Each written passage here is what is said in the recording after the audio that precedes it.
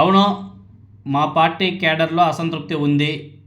పొత్తుల్లో భాగంగా కొందరికి నామినేటెడ్ పదవులు దక్కడం లేదు.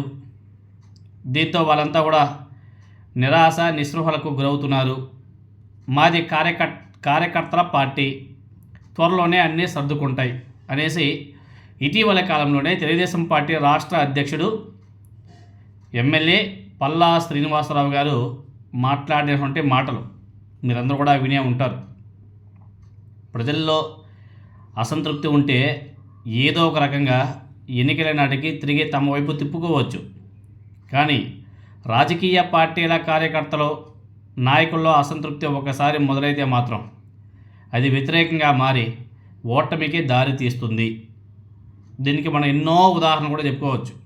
2019లో తెలుగుదేశం పార్టీ, 2024లో వైఎస్ఆర్ కాంగ్రెస్ పార్టీ ఘోర పరాజయాలకు సొంత పార్టీ కేడర్లో ఉన్నటువంటి అసంతృప్తే కారణం. 10 నెలల కాలంలోనే తెలుగుదేశం పార్టీలో ఎందుకు ఇంత అసంతృప్తి? ఈ ప్రశ్నకు సమాధానం చెప్పుకోవాలంటే చాలా చెప్పుకోవచ్చు. ఒకటి, ఫైబర్ నెట్ చైర్మన్ పదవికి అలాగే తెలుగుదేశం పార్టీ ప్రాథమిక సభ్యత్వానికి రాజీనామా చేసినటువంటి జీవీ రెడ్డి ఉదంతాన్ని మనం లోతుగా అధ్యయనం చేస్తే తెలుగుదేశం పార్టీలో ఎందుకు అసంతృప్తి జ్వాల చెలరేగుతున్నదో చాలా స్పష్టంగా అర్థమవుతుంది. ఇప్పుడు ఉన్నటువంటి రాజకీయాల్లో మంచి పదవి అంటే 10 రూపాయలు సంపాదించుకునే ఆదాయ వనరులు ఉన్నదనేసి అర్థం చేసుకోవాలి. అదేవిధంగా జీవీ రెడ్డికి దక్కినటువంటి ఫైబర్ నెట్ కార్పొరేషన్ మంచి ఆదాయ వనరు ఉన్నటువంటి సంస్థ. అయితే ఆ పదవిని ప్రజలకు ఉపయోగపడేలా ఉపయోగించి తెలుగుదేశం పార్టీని బలోపేతం చేసేందుకు వాడుకోవాలని చెప్పేసి జీవీ రెడ్డి ఆలోచించడమే ఒక నేరం అయిపోయింది. అవినీతికి కొమ్ము కాస్తున్నటువంటి ఐఏఎస్ అధికారితో పాటు మరో 3 ఉద్యోగుల విషయం మీద ప్రభుత్వ దృష్టికి తీసుకెళ్లిన జీవీ రెడ్డి గారు ప్రయోజనం లేకపోయింది. దీంతోనే ప్రభుత్వం ఎవరి పక్షమో జీవీ రెడ్డికి చాలా త్వరగా జ్ఞానోదయం అవడం జరిగింది.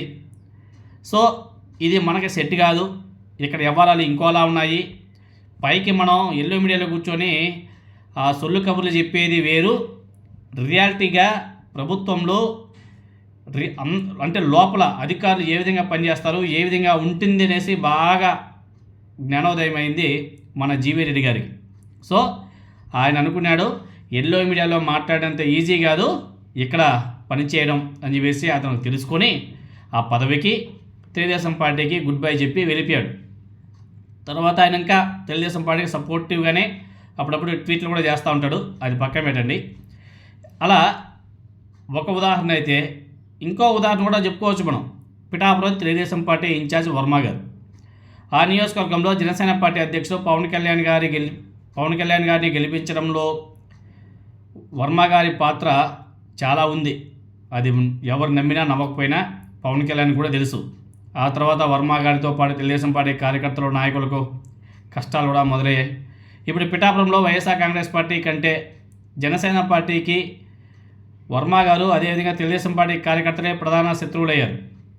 ఈ నియోజకవర్గంలో తెలుగుదేశం పార్టీ రగిలిపోతుంది, మామూలు కూడా కాదు. ఎందుకంటే పదవులు ఆదాయం కోసం అధికార పార్టీలోకి చేరే వాళ్ళను చూస్తున్నాం. కానీ అందుకు విరుద్ధంగా ప్రతిపక్షంలో ఉన్న పార్టీలోకి వెళ్ళి 3 ఏళ్లకు పైగా అధికార వైఎస్ఆర్ కాంగ్రెస్ పార్టీపై పోరాడిన జీవీ రెడ్డి లాంటి వ్యక్తుల్ని తెలుగుదేశం పార్టీ టికెట్ ఇవ్వకపోయినా చంద్రబాబు నాయుడు గారి ఆదేశాలను గౌరవించి మరో పార్టీ అధ్యక్షుడి గెలుపు కోసం తనను తాను త్యాగం చేసినటువంటి త్యాగరాజ్ వర్మ గారిని అవమానిస్తుంటే తెలుగుదేశం పార్టీ పెద్దలు సోద్యం చూస్తుంటే కార్యకర్తలో ఒక రకమైనటువంటి అసంతృప్తి స్టార్ట్ అయిపోయింది. కార్యకర్తల్లో అసంతృప్తికి బదులు ఆనందం ఎలా కలుగుతుందో ఒకసారి ఆ నాయకులు తెలుసుకోవాలి.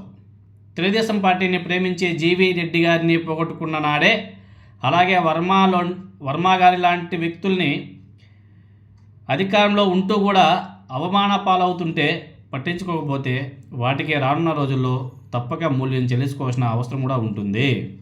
ఎందుకంటే ఇవి మనం మేజర్గా చెప్పుకున్నటువంటి ఇష్యూస్. ఎందుకంటే పెద్ద పెద్ద తలకాయలు కాబట్టి వాళ్ళ గురించి చెప్పుకున్నాం. ఇంకా చాలా ఉన్నాయి. కొన్ని నియోజకవర్గాల్లో తెలుగుదేశం పార్టీ నాయకులు దోచుకుంటున్నారు, జనసేన పార్టీ వాళ్ళు అసంతృప్తిగా ఉన్నారు. కొన్ని నియోజకవర్గాల్లో జనసేన పార్టీ నాయకులు దోచుకుంటుంటే తెలుగుదేశం పార్టీ నాయకులు అసంతృప్తిగా ఉన్నారు. వీళ్ళిద్దరి మధ్య జనసేన పార్టీ వాళ్ళు నలిగిపోతున్నారు. ఇలా ప్రతి నియోజకవర్గంలోనూ ఇవే వ్యవహారాలు నడుస్తున్నాయి. ముందు ముందు వ్యవహారాలు పెరిగే అవకాశమే తప్ప తగ్గే అవకాశాలు అయితే ఉండవు.